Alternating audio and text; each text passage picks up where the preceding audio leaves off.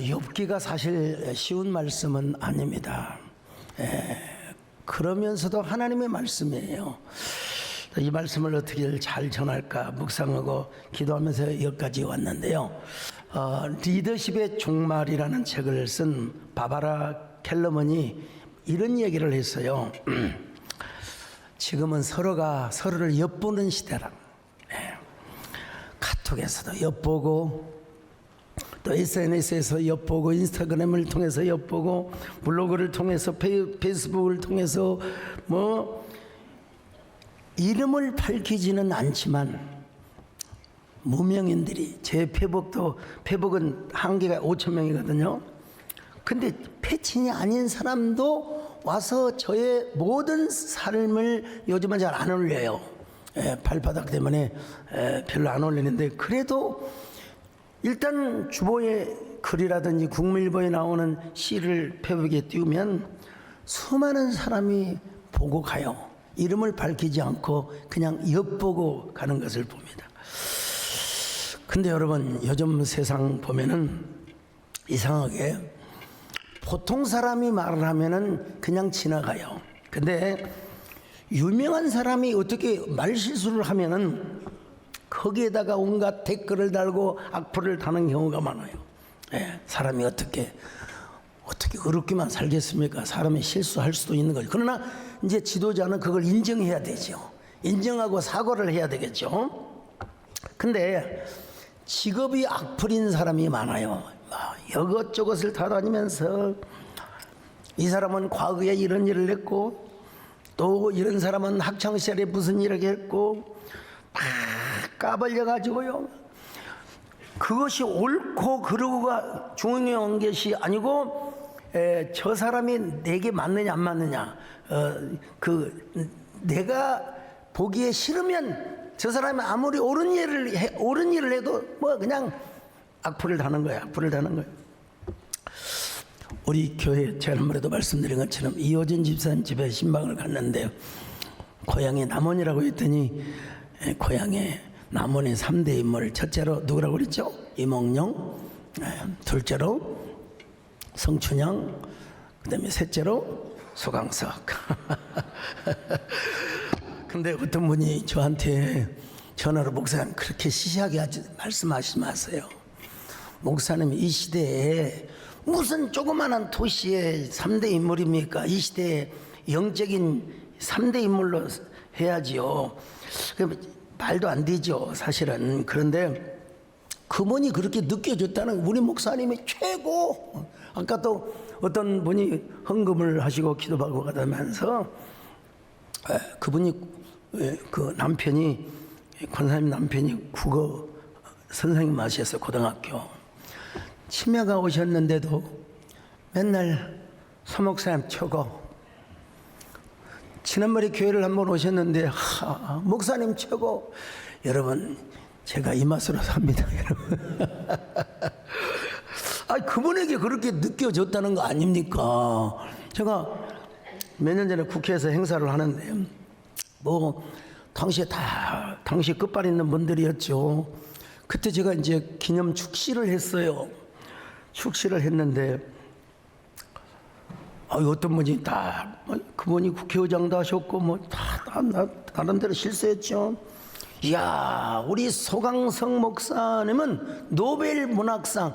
근데 내가 안 받고 한강이 받아버렸거든요. 근데 그 말을 듣는 그 이후부터 며칠 동안 제가 허공에서 돌았어요. 야, 이거 진짜 꿈인가 사실인가 진실인가? 이럴 때 고기 나오면 좋은데요. 어쨌든 사람이 이렇게 착각 속에 그래서 아스팔트에 빠지고 군중에 빠지는구나, 이런 걸 제가 생각해 봤습니다. 이번에도 여러분요, 그 말 한마디, 우리 목사님은 이 시대, 이 사회, 이 영적인 세계의 목사님은 거장이십니다. 그래서 제가 항상 감동 속에 삽니다. 감동 속에 살아요. 그래서 여기 소목사를 털면 먼지도 나오지만 뭐가 나온다고요? 감동이 나온다. 물론 저를 반대하는 사람도 많아요. 악플 다는 사람도 있습니다. 뭐 소강성이 어떻고 저떻고 공개적으로 막 유튜브에서 까발리고. 제가 정말 잘하지요. 뭘 잘합니까 여러분? 대응을 안 하는 거예요. 여러분, 사람에게 가장 기분 나쁜 게 뭔 줄 아세요? 상대를 안 해주는 거예요. 예, 무시를 하는 겁니다. 무시를 하는 거예요. 그 오프라 윈프리라고 하는 방송 진행자를 모르는 사람은 없을 거예요. 참 미시시피강 근처에서 가난한 흑인의 사생아로 태어났어요. 예, 어머니가 19살 때, 아버지는 누군지도 몰라요. 그리고 엄마는 6살 때 그 아이를 버리고 그냥 가버렸어요. 할머니하고 자라요. 그러다가 청소년기에 사촌 오빠로부터 또 성폭행을 당하여서 참 원하지 않는 임신을 또 하게 된 겁니다. 얼마나 스트레스를 받았던지 그냥 폭식으로. 여러분 그렇지 않습니까? 저도 옛날에 젊을 때 막 혈기왕성할 때 막 집사람하고 막 다투다가 뭘로 푸냐면은 라면 2개 딱 끓여서 먹으면 마음이 풀어져 버리더라고요. 오늘 화나신 분들은 집에 가서 라면 2개 끓여 먹으세요. 여러분, 그런데 자기가 그렇게 폭식을 해가지고 몸무게가 110kg가 되었다는 겁니다. 여자가 110kg면 여러분 한번 생각해 보세요. 천하장사죠, 천하장사. 그런데요, 전 세계가 인정하는 방송 진행자가 되었어요. 왜 그렇게 유명한 방송 진행자가 되었느냐? 자기를 먼저 까발렸다는 거예요. 자기의 과거. 예. 자기의 과거를 드러냄으로써 누구도 자신을 까발리지 못하도록 만들어 놓았다는 것입니다. 만약에 자기가 스스로 커밍아웃 하지 않았더라면 소셜 네트워크에서 상하, 좌우, 그리고 뭐 전후, 미래까지 연결해 가지고 있지도 않는 인포데믹, 가짜 뉴스까지, 소설까지 만들어 가지고 아마 그녀를 공격했을지도 모른다는 거예요. 어느 날 신문 기자가 와서 그녀에게 인터뷰를 요청했습니다. 선생님, 이제 성공을 했으니까 하고 싶은 일이 무엇입니까? 하고 싶은 일이 무엇입니까? 그녀가 이렇게 대답합니다. 나는 나의 아픈 과거를 고치고 싶습니다. 나의 모든 상처를 지우고 싶습니다. 난 이런 날이 올 줄을 몰랐어요. 이렇게 유명하게, 내가 이렇게 유명한 스타가 될 줄을 몰랐어요. 네. 여러분, 우리 사회에 막 학창시절의 학폭사건, 과거의 불미스러운 사건들, 이런 까불리는 사람들, 이런 까불리는 직업을 가진 사람들이 할 일이 그렇게 없는지 모르겠어요. 핸드폰을 가지고 옛날엔 컴퓨터방에 가서 그냥 누구를 욕하고 전부 이걸 뭐라고 하냐면 한마디로 말해서 썰전이라고 그래. 썰전. 절대로 우리 교회에서는 썰전하지 마시기를 바라고 기도와 찬양만 넘치시기를 바라겠습니다. 오늘 본문에 나오는 욥의 세 친구들도 지금 썰전을 하고 있어요. 욥은 지금까지 세 친구들과 변론하면서 자신의 인생을 이렇게 표현해 있습니다. 난 너희들이 말하는 것처럼 그런 죄를 진 적이 없어. 나는 하나님을 경외했어. 내가 신상 필발적으로 인과응보로 내가 지금 벌 받고 있는 게 아니야. 예. 여러분, 우리도 알지요. 잘 알지 않습니까? 욥이 고난을 당한 것은 천상회의 때문입니다. 여러분, 어느 날 사탄이가 하나님께 와가지고 뭐 욥을 고자질하는 거 아니겠습니까? 하나님, 욥이 그냥 하나님을 경외한 줄 아십니까? 다 하나님이 복을 주셔서 그런 거지요. 예. 하나님께서 그 모든 부의 조건을 빼앗아 가신다면 하나님을 부인하고 말 것입니다. 자, 이 부분을 우리 기현호 장로님이 잘 녹음을 해놨어요. 한번 들어보세요. 사탄이 여호와께 대답하여 이르되 욥이 어찌 까닭없이 하나님을 경외하리이까? 사탄이 여호와께 대답하여 이르되 가죽으로 가죽을 바꾸오니 사람이 그의 모든 소유물로 자기의 생명을 바꾸었지라. 이제 주의 손을 펴서 그의 뼈와 살을 치소서. 그리하시면 틀림없이 주를 향하여 욕하지 않겠나이까? 어쩌면 그렇게 사탄스럽게.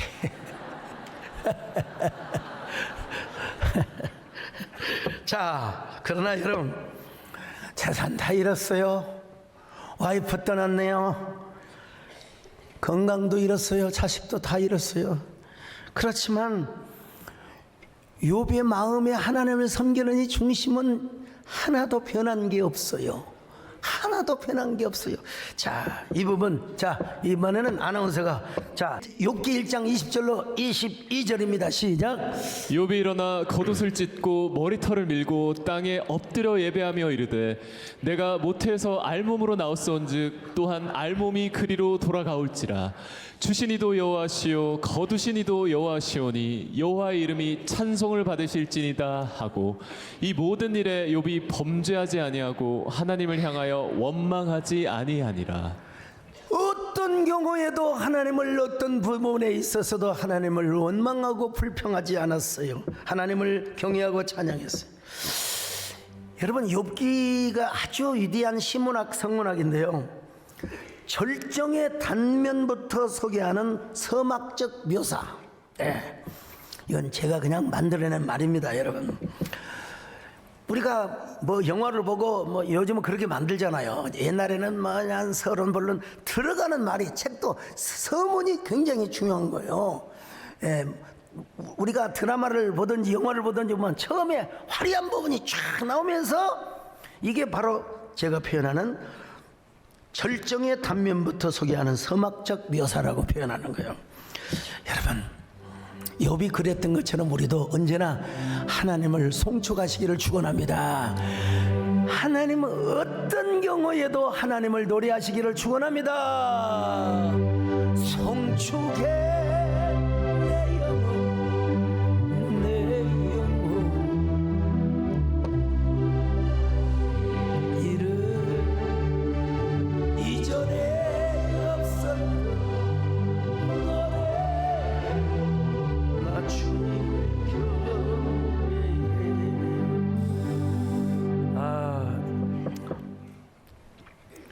물론 욥기 32장 1절을 보면 욥이 자신을 의인이라고 부른 것처럼 보입니다. 자, 욥기 32장 1절입니다. 시작. 욥이 자신을 의인으로 여김으로 그 세 사람이 말을 그치니. 여러분, 여기서 자기가 의인을 여겼다, 이 말은 절대로 착각하면 안 됩니다.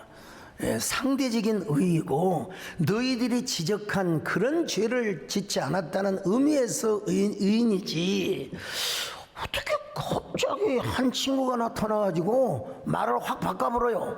엘리후라고 하는 사람이 나타나가지고 화를 내면서 왜 네가 하나님보다 의롭다고 말하느냐, 이렇게 말을 꼬리를 잡고, 이거는 아니지요. 자, 욥기 32장 2절입니다. 시작. 람 종족 부스 사람 바라겔의 아들 엘리후가 화를 내니 그가 욥에게 화를 내면 욥이 하나님보다 자기가 의롭다 함이요. 여러분, 욥기를 한번 다 뒤져보세요.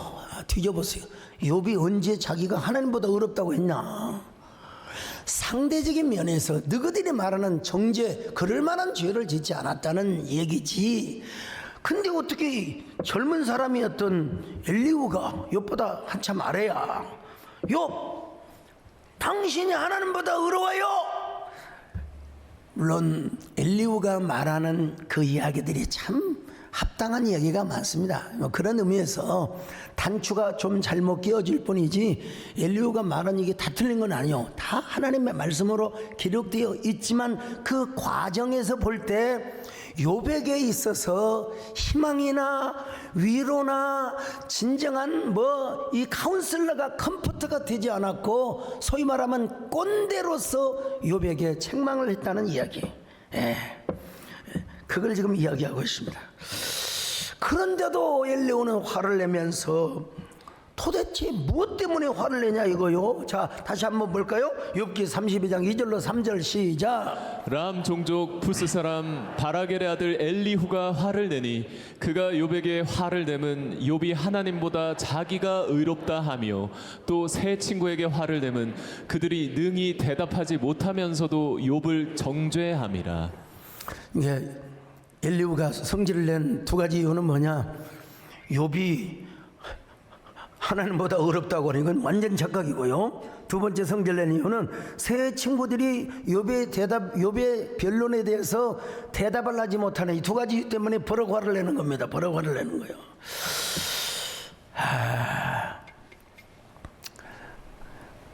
소위 말하면 욥의 세 친구들 참 이름 외워봅시다. 엘리바스, 빌닷, 소발. 우리 교인들은 이 이야기 해도 또 다음 주 되면 잊어먹으니까 그냥 또 다음 주 해도 돼요. 자, 엘리바스, 빌닷, 소발 이 정도 이제 해야죠. 그런데 요 세 사람들은 뭐라 그럴까요? 꼰대스러웠다면 갑자기 엘리후는 꽁태스럽게 품격 있게 나와서 아주 조곤조곤 논리적으로 이야기를 합니다. 제가 언젠가 말씀드렸죠. 꽁태라는 말은 유럽의 고급 언어예요. 백작이라는 의미입니다. 백작. 예, 그런데 일제강점기 시기에 참 어쩔 수 없이 살기 위해서 그랬는지 하여튼 일본으로부터 자귀를 받은 사람들을 스스로 콩태라고 불렀대요. 책을 보니까 콩태. 근데 이제 반일 감정을 가지고 독립운동을 하는 사람들이 뭐라고 하냐, 그 사람들을 에이 저런 꼰대, 그게 지금까지 우리에게 전해지고 있다는 것입니다. 여러분. 요즘 말로 꼰대 하면은 자기 고집만 피우고 자기가 아는 척하고 그리고 자기 논리만 세우며 뭐 누구든가를 가르치려고 하는 사람을 꼰대라고 하잖아. 꼰대 기질이 있는 사람이다. 여러분, 제가 이게 설교를 하다 보면 좀 꼰대 모습이 좀 나올 때가 있습니다. 양해를 해 주시길 바랍니다만요. 그러나 엘리후가 정말 중립적이고 기본적이고 또 양자를 포함하는 듯한 말을 하는 것처럼 보이지만, 그러나 욥에게 위로가 되는, 컴포터가 되는 한마디 말도 하지 못했다는 사실을 제가 지금 말씀을 드리려고 하는 겁니다. 여러분, 안위자, 컴포터. 콩태와 컴포터의 차이가 어떤 것인 줄 아십니까? 콩태는 쉽게 말하면 격이 있어요. 품격이 있고 또 격이 있는 정의를 의미한다면, 그러니까 이제 그것만 갖고 자꾸 나이를 먹으면 이제 꼰대가 되어가는 거죠. 이제 나 때는 말이야 어떻고 저떻고. 그러나 컴포터는 위로자라는 말입니다. 안위자라는 말이에요. 그러냐, 그랬구나, 그래, 알았어, 끄덕끄덕해주는 사람. 그런 의미에서 우리가 대화에 있어서 기본 스킬은 바로 뭐냐, 훈계조가 아니라 위로조가 되어야 된다. 훈계조. 저는 저 발치료를 해주신 분에게 감사하긴 하지만, 야, 훈계조보다는 좀 위로조가 좀 필요하다, 이런 생각을 제가 해본 적이 있습니다. 요즘 여러분 이 시대가 얼마나 혼란합니까? 진짜 너무나 카오스해요. 이유는 뭐냐? 꼰대들이 많아서 그런 거예요. 꼰대들이. 막 꼰대들이 콩태스럽게 막 그냥 나타냅니다. 여러분, 이 교회에서도 막 내 주장을 펼치고 내가 옳고 법이요. 여러분, 법으로 하면 우리는 진즉 다 죽었어요. 다 법으로 하면, 율법으로 하면 우리는 다 지금 다 이 세상에 살아갈 수가 없는 거예요. 그런데도 법종하는 사람, 그런데도 불구하고, 그래, 당연히 우리가 사람이 사는 데 있어서 법이 필요하고 원칙이 필요하고 규정이 필요하지만, 여러분, 먼저 하나님을 찬양하고 남에게 위로하는 위로자가 되시기를 바랍니다. 축복을 해주는 기도자가 되시기를 바랍니다. 할렐루야. 축복합니다.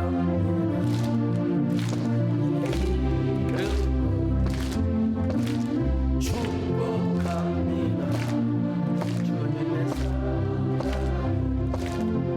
이곳에 머무는 주의 거룩한 자녀에게 주님의 기쁨과 주님의 사랑 충만하게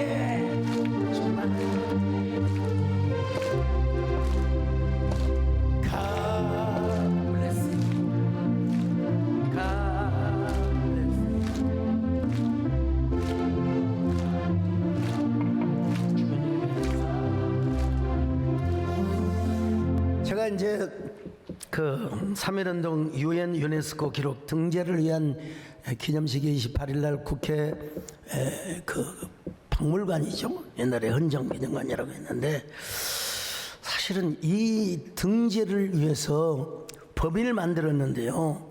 우리 교회가 종잣돈을 만들어 주었다는 거 여러분 기억하고 계십니까? 알고 계시죠? 우리 교회는 복음만 전하는 게 아니라 시대와 역사에 우리 자녀들을 통일한국 시대에 민족의 아픔을 씻어주는 이러한 자녀들이 되도록 기도하고 또 그렇게 예배당을 건축했지 않습니까? 그 3.1운동 이분들이 와서 축사하시고 또 이분들이 와서 말씀을 하시지만 제가 알고 있는 이런 얘기는 안 하더라고요. 3.1운동은 상해 신안천령단으로부터 시작되었다는 거. 그리고 저가 목사로서 이런 얘기를 했지요. 3.1운동의 배경 또 확장성에는 바로 그 누가 있었느냐? 선교사들이 배후에 있었고 그리고 미션 스쿨이 있었다.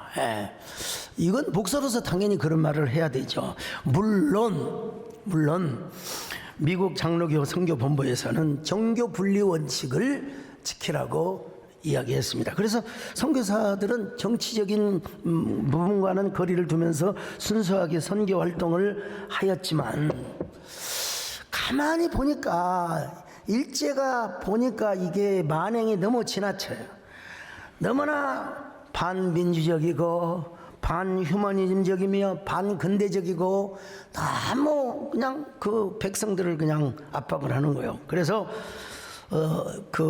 물론 선교사들 가운데 좀 정치적인 분들이 있어요. 그래서 조선 총독부와 좀 이렇게 좀 거래를 하면서 이런 사람들도 있었지만 대부분은 소신을 가지고 미션 스쿨과 교회에서 성경의 그 구원의 말씀도 전하였지만 성경이 말씀하시는 예수님의 박해 그리고 또 평화, 자유, 예수 그리스도 안에 어떤 인권, 또 민주주의 이런 걸 가르쳤다는 것입니다.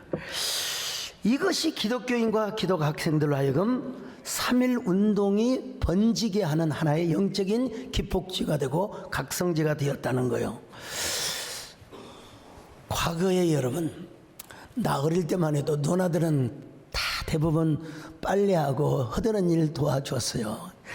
근데 1919년에 10대 소녀들이 뭘 하겠습니까? 근데 집안에서 애나 보고 빨래나 하고 설거지나 하고 해야 될 아이들이 미션 스쿨에 간 거예요. 그리고 교회 다니는 거예요. 그러니까 여러분 유관순이라고 하는 그 열사죠. 저분은 세상에 저 어린 소녀가 지금 우리는 누나라고 부르지만은 벌써 할머니가 되어서 진즉 돌아가셨겠지만은 참 비참하게 만세운동을 하다가 돌아가셨어요. 광주에 가면 수피아 여고라는 그 미션 스쿨이 있는데요.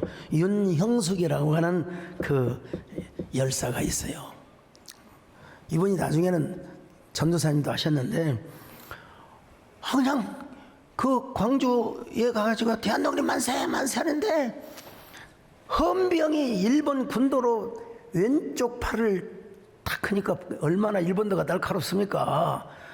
팔이 잘려버리는 거예요. 그냥 저는 이거에 대해서 다큐를 만드냐라고 제가 그분의 묘지까지 제가 갔다 온 적이 있습니다. 여러분요. 우리가 3월이 되면은 이런 노래를 부르지 않습니까, 여러분? 옛날 우리 학생들도 다 할 겁니다. 우리 자녀들도 다 할 거예요.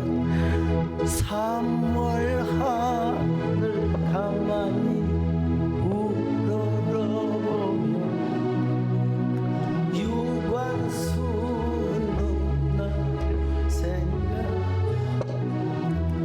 윤영숙 누나를 같이 해줘야죠.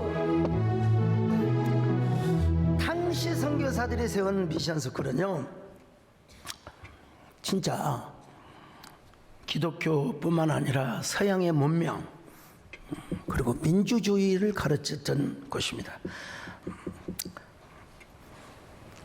그리고 3.1운동이 장롱 속에 고서가 될 뻔하였는데, 특별히 스코필드 선교사 같은 경우는 파고다 공원, 파고다 공원에서 대한독립만세 외친 그 사진을 찍어서 외신 기자들에게 다 그냥 나눠주고 기자회견까지 했다는 거예요. 여러분, 제가 군산 제1고등학교를 졸업한 사람입니다. 근데 그 당시 저 학교가 저렇게 커요. 운동장도 가보니까 쫙 그냥 잔디구장으로 되어 있더라고요. 그때 저의 모교의 영명학교가 3.1운동을 주도했습니다. 멜번든 지금 영광여고라고 하지만은요. 그러니까 그 린튼 선교사가 교장직에서 잘리고 강제 뭐라고 할까요? 추방을 받았어요. 강제 추방을 받았어요. 제가 여러분 저 뼈대 있는 고등학교를 나왔는데 제가 직접 가보지는 않았는데요. 저 학교에 가면은 모교를 빛낸 사람들 가운데 소강석이가 나왔대요. 여러분 배 아프지 마세요. 그러자 미국 아틀란타에서 있었던 그 남부 지역의 선교대회에 가가지고 대한민국, 그때는 뭐 대한제국이죠. 하여간 이 조선 땅에 이런 참상이 있었다, 이렇게 인권 유린을 당하였다 해서 막 미국 교회에다가 알리기 시작했습니다. 우리가 조선을 도와줘야 된다. 뿐만 아니라 대부분의 선교사들이 전부 가족과 친지들에게 일제 만행을 편지로 써서 보냈습니다. 특별히 여러분 윌리엄 스왈런, 우리나라 이름으로 또 여러분 저희 가문 얘기를 해서 죄송합니다. 소알련 선교사라고 해서 우리 같은 소신데요.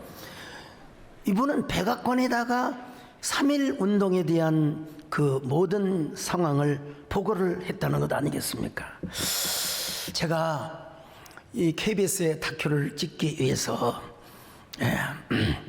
미국 필라델피아에 있는 장로교 선교 역사 박물관을 제가 간 적이 있어요. 그때 우리 송종호 집사가 따라갔는데 저 뒷모습을 찍어놓은 거예요, 여러분요.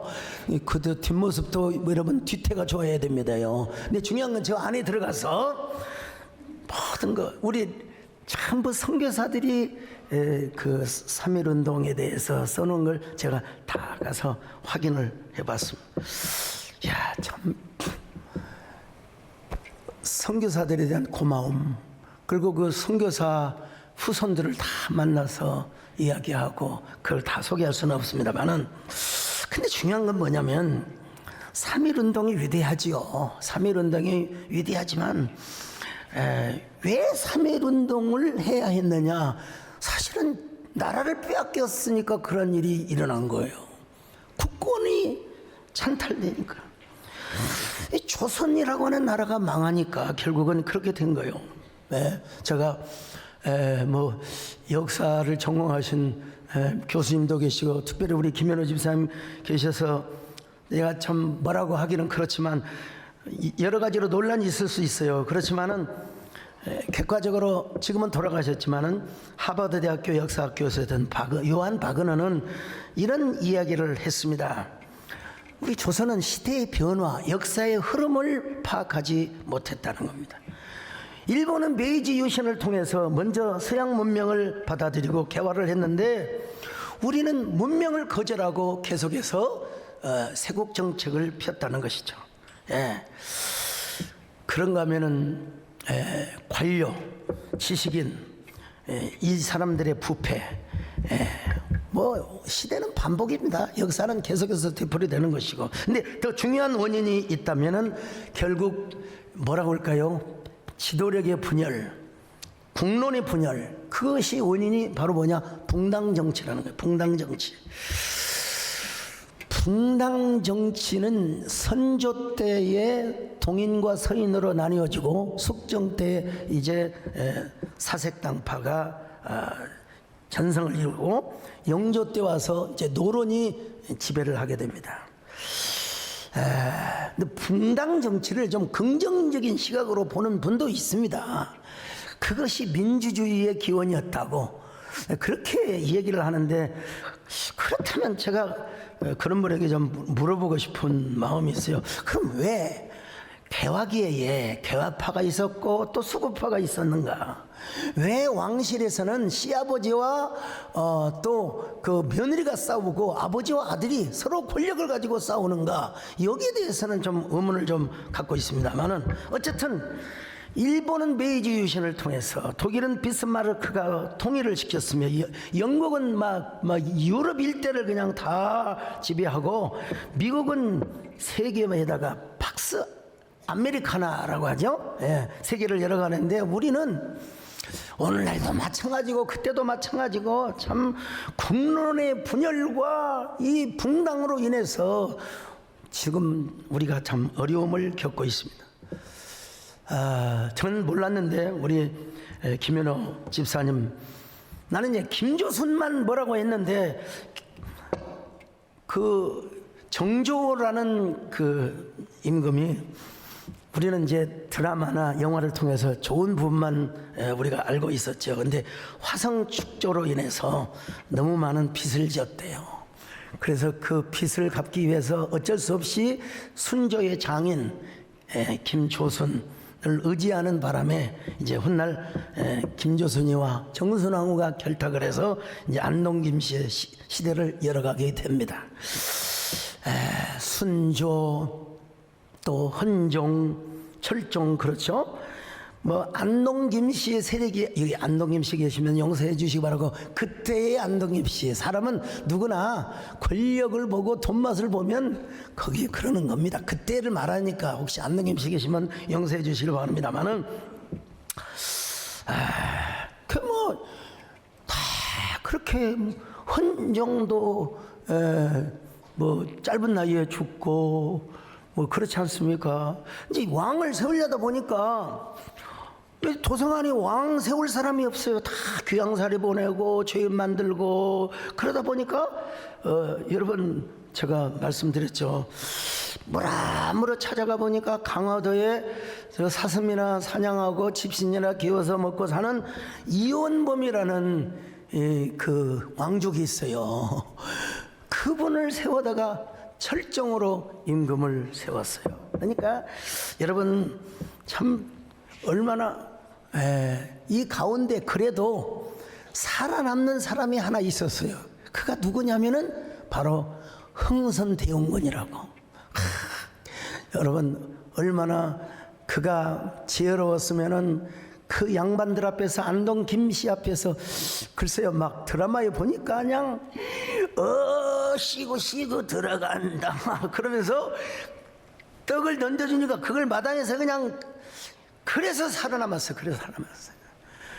그래서 살아남아가지고 그가 잘하는 것이 있다면 안동 김씨의 세력을 물리쳤다고 제가 그런 얘기를 우리 김현우 집사님한테 들었습니다. 그리고 또 그가 잘하는 일이 있었다면 뭐냐면은 국고를 상당히 많이 축적을 해놨다는 겁니다. 근데 나중에 중요한 건 뭐냐, 싸우지 말아야 돼요. 시아버지하고 며느리하고 아들하고 아버지하고 싸우다 보니까 결국은 우리 조선이 국권을 그냥 뺏기게 된 거예요. 그 일이 있기 전에 을미사변이라고 얼마 전에 오셔서 말씀하셨잖아요. 이 일에 누가 함께 협작을 했느냐, 코업을 누가 했느냐. 여러분 우리 일반 보면은 뭐 일본의 낭인들 이렇게 그렇게 되어 있기도 하지만은 일본 영사관에서 그것을 치밀하게 여우사냥이라고 하는 이러한 계획하에서 이 을미사변을 일으켰다는 것 아니겠습니까? 근데 여기에 코웍이라고 조선 훈련대가 거기에 함께 코웍을 했다는 겁니다. 같이 동참을 했다는 것입니다. 특별히 특별히 일본 외교관 호리구치의 편지에 보면은 일본의 낭인들, 떠돌이 사무라이들이요, 이름도 없는 족보도 없는 듣보잡들이죠. 이것들이 온 것처럼 보이지만은 실제로는 일본 영사관이 계획하여 죽였다는 것입니다. 이걸 이제 잘 그 영사의 편지를 해독해 가지고 논문을 발표했는데, 조선사 연구의 논문집이라고 김문자 씨가 쓴 책인데요. 이걸 제가 한번 검색해 보니 나오더라고요.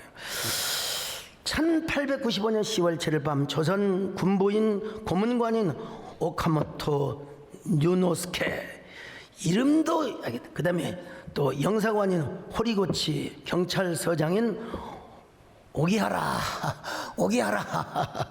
그리고 사무라이와 낭인 수십 명을 용산에 집합시켜가지고 거의 새벽 무렵에 경복궁에 다 침략을 했다고 이렇게 자기들이 이렇게 기록을 해놓고 있어요.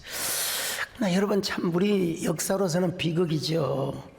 그 비극 후에 국권을 잃은 최악을 맞게 된 것 아니겠습니까? 뭐 하다가 다시 돌아옵니다. 썰전을 하다가 서로가 강적이 되다가, 여러분, 권력자들의 말잔치, 권력자들의 말싸움에 여러분 국권을 빼앗겼어요. 그런데 그럼에도 불구하고 여러분, 마지막 황후라고 할 수 있죠. 명성 황후는 객관적으로만 본다면 여러분, 우리의 국모요 또 황후라고 하지 않을 수가 없어요.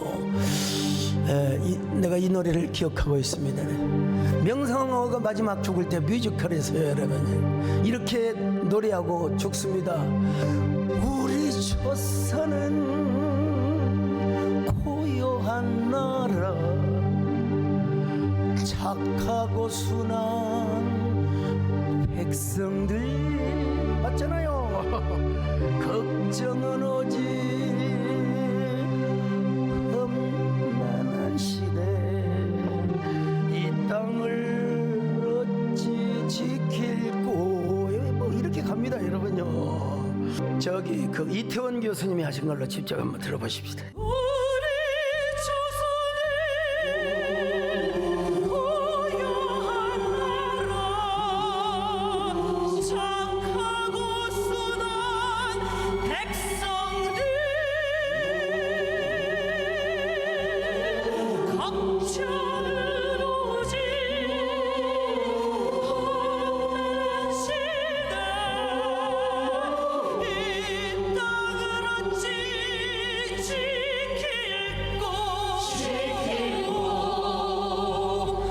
자, 그런데 참 아쉬운 부분은 우리가 썰전을 해서는 안 된다는 겁니다, 여러분요.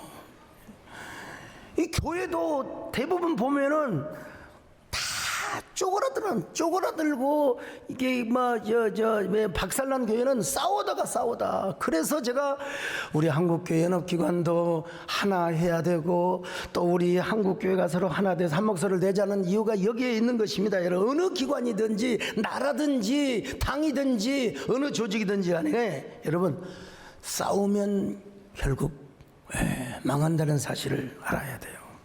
제가 여러 가지 얘기를 했지만은 참 우리는 119를 통해서 두 가지 사실을 깨닫습니다. 하나는 꼰대나 공태가 되지 말고, 정말 중요한 것은 컴포터가 돼야 된다. 컴포터. 여러분, 호조라는 영화를 보신 분들 계실 거예요. 곧 개봉이 될 텐데, 거기 보면은 독립운동을 하는 사람들끼리도 서로 싸워요. 또 서로 거기서도 진보 보수가 있고 거기서도 싸워요. 그래서 손정도 목사라는 분은 나는 비단이 되지 않겠다, 나는 걸레가 되겠다 그러면서 길림에다가 이상촌을 세웁니다. 소위 말하면 약간의 그 사회주의적 그런 색채가 있지요. 그럼에도 불구하고 그는 걸레가 되겠다, 권력자가 되지 않고 자기는 걸레가 되겠다. 우리가 목사도 너무 이렇게 어느 한쪽에 치우쳐가지고 막 누구를 정죄하고 그러면 안 되고요. 그러면 꼰대가 되는 겁니다. 호조의 목사가 돼야 돼요. 컴포터. 오늘 우리가 이 사실을 알면은 절대로 시대적 사회적 꼰대가 될 수가 없습니다. 그리고 너무 진영적 꼰대가 될 필요도 없어요. 예. 그렇다고 해서 우리는 정교 분리라고 해서 가만히 있느냐? 필요할 때는 교회가 목소리를 내야지요. 옳고 그른 건 반드시 내야죠. 예. 이게 바로 컴포터의 정신이고, 한국 교회가 무슨 어떤 측면에서 어떤 뭐라 할까요? 진영을 진영하기보다는 앞으로 우리 사회와 시대가 어떻게 나아가야 될 것인가에 대한 이러한 목소리는 내어줘야 된다고 생각합니다. 오늘 본문에서도 욥의 세 친구들이 이런 컴포터가 되었으면 얼마나 좋았을까. 그러지를 못했습니다. 사람에게 기대할 수가 없어요. 그래서 이제 어쩔 수 없이 썰전을 다 마칠 때에 하나님이 등장하십니다. 하나님이 욥기 38장에서부터 등장하셔서 짠짠짠 하고 하나님이 말씀을 해주십니다. 여러분, 하나님이 욥에게 어떤 축복을 하셨는가? 여러분, 다음 시간을 기대하시기를 바랍니다. 안녕하세요. 26교구 박숙경 권사입니다. 올해로 세대교회에서 신앙생활 한 지 20년이 되었습니다. 믿음의 1세대인 저는 늦은 나이에 하나님의 인도하심에 순종했습니다. 세상적 기준의 성공만을 구하며 자녀 교육에 열심이었던 저를 하나님은 가장 좋은 방법으로 세대교회에 부르셨습니다. 처음에는 아이들만 교회에 보내려고 했는데 엄마가 같이 교회를 가면 좋겠다는 아이들의 부탁으로 보호자 입장에서 교회를 같이 다녔습니다. 낯선 교회 문화에 적응하기가 쉽지 않았지만 마음속으로 1년 동안만 열심히 다녀보자는 제 나름의 기준을 세웠습니다. 1년 후에 믿음의 확신이 서지 않으면 교회를 다니지 않을 생각으로 세운 기준이었습니다. 당시 저는 경제 상황이 넉넉하지는 않았지만 좋은 기회가 생겨서 아이들을 단기 어학연수를 보내기로 마음먹고 있었습니다. 그런데 전도에 필요한 물품 구입을 위해 헌금을 자원하는 시간이 있어서 듣고 있었는데 전도 물품 구입에 필요한 헌금 액수가 제가 어학연수를 보내려고 했던 비용과 정확히 일치했습니다. 순간 큰 의미를 두고 싶지 않았지만 마음에 걸리는 무엇인가가 있었습니다. 그냥 무시하고 우연이라고만 생각하고 싶었습니다. 그런데 새벽 기도를 드리면서 계속 생각이 맴돌기 시작했고 결국 저는 어학연수를 보내려고 준비했던 금액을 그대로 하나님께 헌신하는 결단을 내렸습니다. 1년 동안 교회를 다녀보자고 마음먹었던 기간이었고 그다지 믿음이 자라지도 않은 상태였습니다. 지금 생각하니 하나님이 제게 주신 감동에 순종할 수 있는 마음을 주셨던 것 같습니다. 새벽 예배로 기도의 끈을 놓지 않았던 저는 점점 목사님의 설교가 와닿기 시작했고 정금성 권사님의 신앙을 본받고 싶다는 거룩한 욕심이 생겼습니다.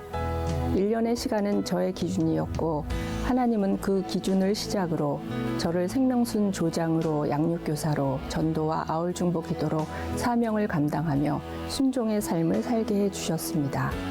어학연수를 보내지 않고 하나님께 드렸던 그 마음을 기쁘게 받으셨는지 하나님은 아들은 비전스쿨에서 그리고 딸은 천사소리 합창단으로 같은 날 같은 시간에 함께 미국으로 갈 수 있도록 응답해 주셨습니다.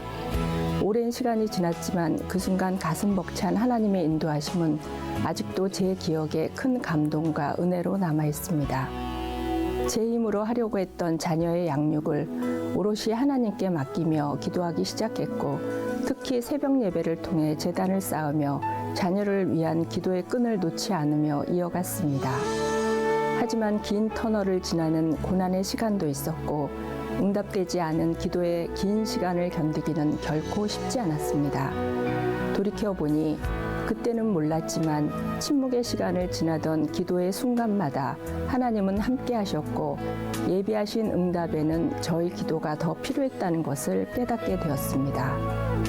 부모의 눈에는 너무 부족하고 연약했던 아이들이었지만 프라미스 콤플렉스의 언약의 자녀로 자라 사회의 구성원으로 제 역할을 하며 살게 해달라고 기도했습니다.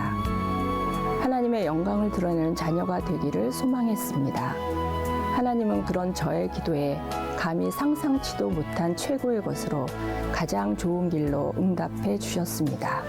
순탄치 않았던 학업의 과정을 겪은 아들은 IT 개발자가 되어 최고의 조건으로 일할 수 있는 직장으로 이직할 수 있는 길을 열어주셨고, 대학을 가는 과정에서 더 많은 기도를 하게 하셨던 딸은 하버드 대학교 의대 공동연구원으로 모든 재정적 지원을 받으며 가게 되었습니다. 마음에 감동이 올 때 순종했던 저의 첫 믿음을 하나님이 기쁘게 받으시고 응답하신 것을 알기에 이제 저는 다시 꿈을 꿉니다. 자녀들이 더 성장하고 발전하여 하나님의 영광을 위하여 귀하게 쓰임받기를 소망하며 기도합니다. 하나님이 주신 자녀의 응답을 기쁨으로 간증하게 해주신 하나님께 찬양과 감사를 올려드립니다. 감사합니다.